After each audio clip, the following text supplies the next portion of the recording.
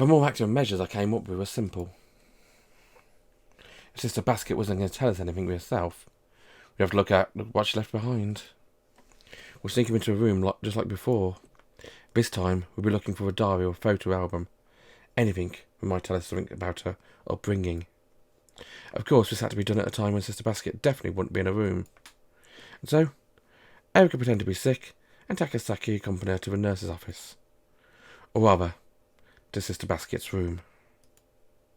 Since Sister Basket was teaching class at the time, there would be no chance of her walking in on them going through her things. We put a plan into action during the third period. We also knew that Dormo and Katabami would be in the greenhouses. The plan itself went out without a hitch, except... we struck out. Don't make me say it again, it feels bad. We had planned to meet up in my room after class to hear what we found, but... What do you mean? You weren't caught by Dormo and Katabami? Keep your voice down. Unable to bear the weight, I questioned them as they were on our way back to a cafeteria for lunch. Clearly she's changed locks again. What you saying? Did something bad happen? When I stop in my tracks, Erica also hops a wheelchair and explains in a bitter tone. There's supposed to be honour amongst thieves, but that's a lie. You're talking about... those two, obviously. Takasaki-san says from behind Erica's wheelchair. And after a brief pause, Rika mutters to herself incredulously. Yatsushiro-senpai was there? Together with Kamikado-senpai. They came by just as I was outside the door trying to pick the lock, and it scared me to death. I'm more than a little shocked by the revelation. Despite what happened that night in the library, I certainly thought they'd go on trying to stop us, but turn into our enemies. I hope that the incident in the library was simply an unfortunate accident. They didn't hurt you, did they? My Amitié partner's question snapped me back to a present. Of course it was an outside the realm of possibility, but... you don't have to worry about that. They knew it would be bad for us to cause a commotion. They just told us to leave. I tried scaring him and saying it'd be worse situations for men than us. But then she grabbed my arm. Are you okay? I told you I'm fine. Just like kind of like she could break my wrist. That chick's got some serious strength.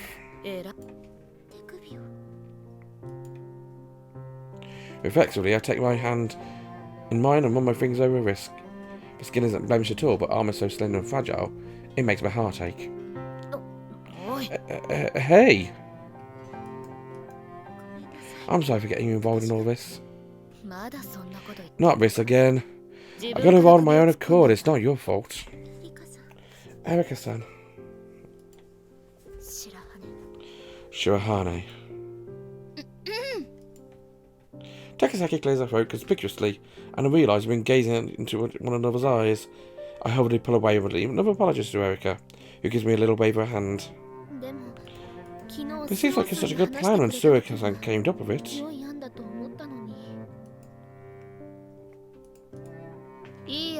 It was a good plan if we weren't to an unexpected interruption. She travels off, her gaze fixed on Rika. What? Oh, nothing. I was just thinking you usually want to come up with a breakthrough when we're stuck. Sounds like you had an idea.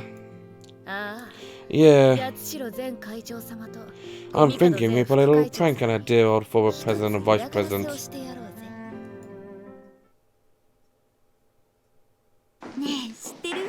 Hey, have you heard? Heard what? There's a rumour going around, but one of the 7 mysteries has been sighted again. No way, which one? One was supposed to be resolved just a little while back, you know. Huh. But that was all explained.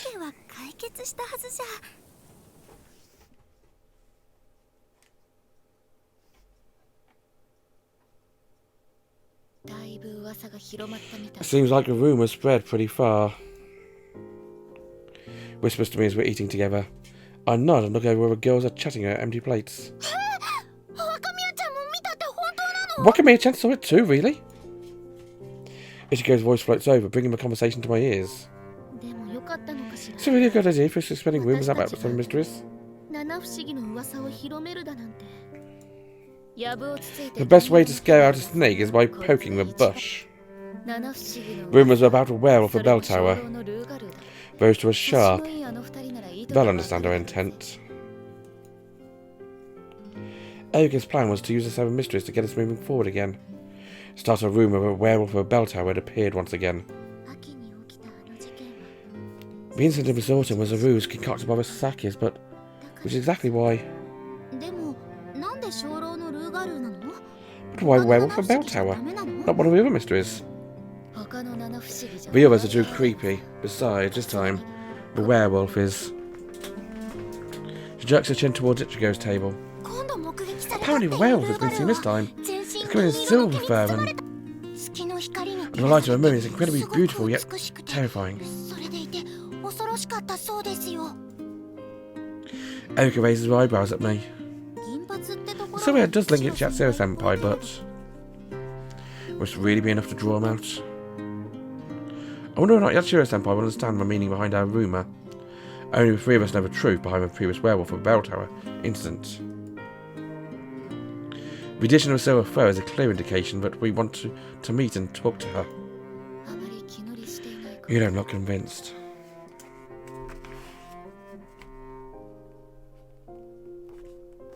From beside me, Erika leans forward and speaks in a whisper only I can hear.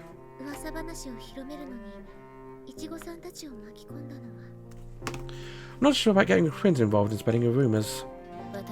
Neither of them feel like we've been forced into it. Same as me. Besides, they're stronger than you think. They've already moved past it.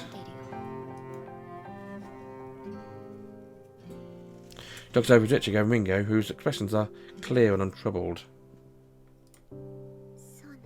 You're right.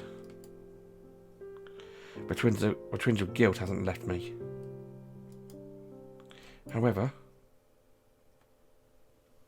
regardless of those feelings, it came to me. A letter slipped into my shoe locker.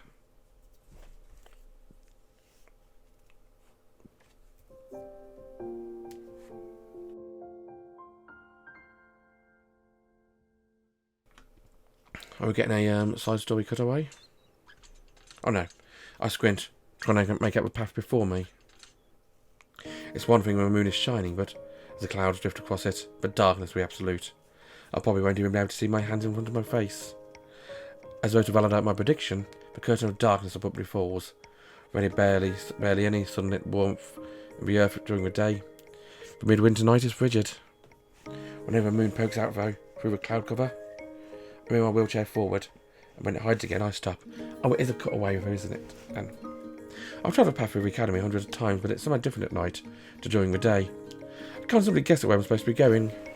Though I know it's way too early, I look towards the eastern sky, wishing for the sun to light my way. There's not a sliver to be seen over a dark line of horizon. I think the letter seemed to come to Shirahane right when she needed it most. Just as we hoped, Yatsura-senpai made contact. There was no preamble, all was written as a date and a note that was waiting in the chapel at midnight.